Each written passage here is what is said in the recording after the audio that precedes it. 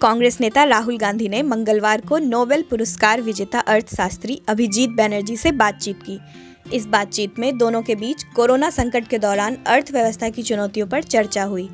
इससे पहले राहुल गांधी ने रिजर्व बैंक के पूर्व गवर्नर रघुराम राजन से बात की थी।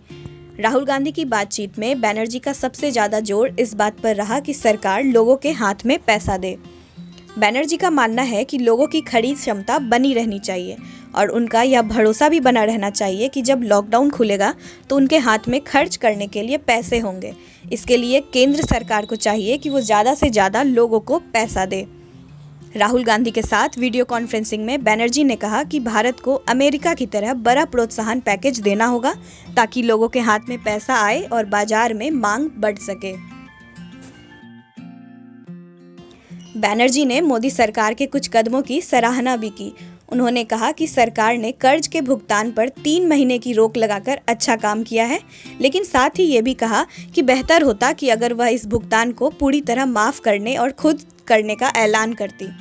इसी दौरान राहुल गांधी ने पूछा कि न्याय की तर्ज पर लोगों को रकम दी जा सकती है क्या? तो बैनर्जी ने कहा, क्यों नहीं? अगर निम्न वर्ग की 60% आबादी के हाथों में कुछ पैसा देते हैं तो इसमें कुछ गलत नहीं है।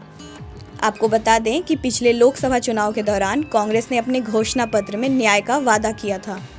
न्याय के तहत देश के करीब 5 करोड़ परिवारों को सालाना 72,000 रुपए देने का वादा किया गया था।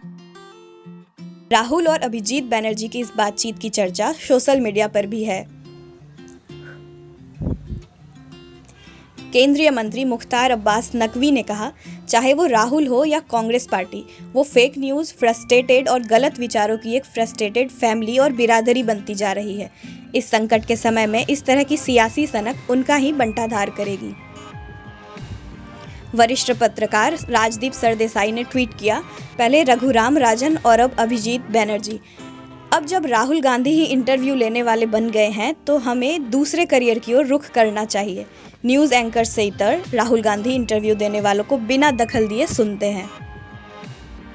सानिया राठौर ने लिखा, मैंने ये चर्चा सुना और निजी तौर पर मेरा मानना है कि इसमें डॉक्टर मनमोहन सिंह को भी शामिल किया जाना चाहिए, क्योंकि वो हमारी अर्थव्यवस्था के बारे में सटीक जानकारी दे सकते थे।